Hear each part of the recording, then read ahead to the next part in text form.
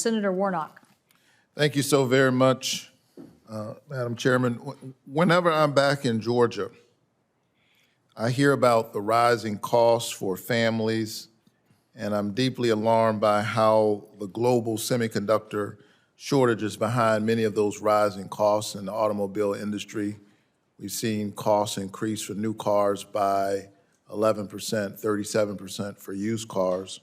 Almost everything relies on semiconductors, not just cars, but cell phones, washing machines, which means that due to this chip shortage, families have faced sharp increases in the cost of computers and cell phones, which they need for work and school and many other products.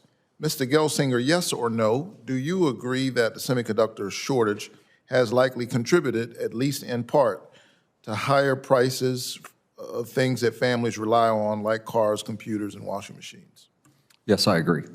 In fact, rising costs don't just hurt car buyers. Thousands of workers, like those at the Kia plant in West Point, Georgia, which had to shut down a couple of times, have been affected by the shortage. And that's why last May I proudly supported federal funds to increase domestic semiconductor production. I was proud to work with Senator Peterson on that issue when the U.S. Innovation and Competition Act went through committee this last May. And I supported it again when the House recently passed the America Competes legislation.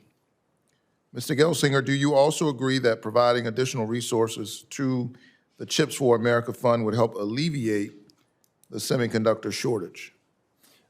Yes, I believe it would. It takes time to build new factories. So, the urgency associated with this is critical, but unquestionably, this will help to alleviate the shortages, mostly in the medium and longer term, but immediately helping is a very positive step. We've already wasted several quarters since the Senate acted last year, and now it's time for us to move forward rapidly.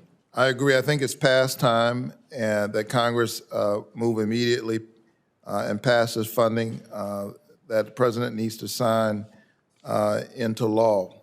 Now, related to the semiconductor issue, America, of course, needs a robust semiconductor workforce that reflects the diversity of the nation. As Congress makes investments in domestic semiconductor manufacturing, we must make sure that we have the benefit of all of our talent, that we ensure that businesses are doing what they can to make semiconductor jobs more accessible and attract partners from underrepresented communities.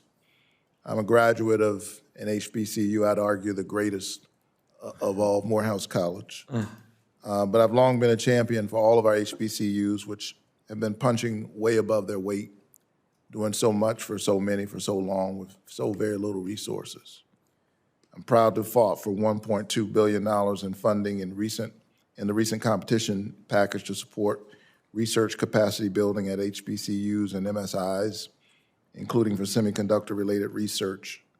And I also recently sent a letter with Senator Padilla supporting a provision in the America Competes Act that would create an Office of Opportunity and Inclusion at the Department of Commerce to develop standards that will help expand opportunities in the semiconductor industry for traditionally underrepresented individuals. So I want to ask each of you, as industry leaders, would an Office of Opportunity and Inclusion support the semiconductor industry's efforts to attract more women, more people of color, and rural workers, and do you see this as essential to the work?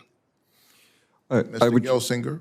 Yeah, I would say whether we have the office or not, we are deeply committed to these topics. We've been increasing our underrepresented minorities and our female workforce. We've set a goal to have 40% females by 2030. Part of my selection of Ohio, right, and our recent education initiatives that we just announced last week for a $100 million investment were specifically because of increasing our minority and female workforce. We would love to discuss this topic with you more deeply. Do you think having an office might encourage others similarly positioned to make a similar commitment? Certainly could, and we'd look forward to that conversation with you. Thank you. Mr. Mehrotra, I'm sorry, I hope I didn't butcher your name. No, you didn't. Thank you. Senator, we are well aware of your and Senator Padilla's letter regarding Office of Opportunity and Inclusion in the Commerce Department. I would like to highlight that Micron has been a strong proponent. It's a core value of Micron to promote greater diversity and to increase representation of minorities within Micron. We publish a diversity and inclusion report. We call it For All every year, and this report highlights our key initiatives in terms of increasing representation across all diverse groups, in terms of pay equity, not only in terms of gender pay equity, but pay equity not only for salary, but for bonuses and stocks for all underrepresented groups in the community, focus on engaging with minority-based suppliers as well. So we have, and putting our cash, investing it with those that represent minority institutions in terms of financial institutions. So we have several initiatives. We report our progress. Our values are very much aligned with promoting greater opportunity and inclusion, and we continue to be strong. So you would support such an office, and you are pledging your own commitment to make sure that people of color and women are represented and provided access to employment opportunities. Mr. Archer? Yes, also at Lam Research, this is an incredibly important topic, and therefore we're supportive of any activities that can help us expand the workforce in the United States, including tapping into diverse work groups.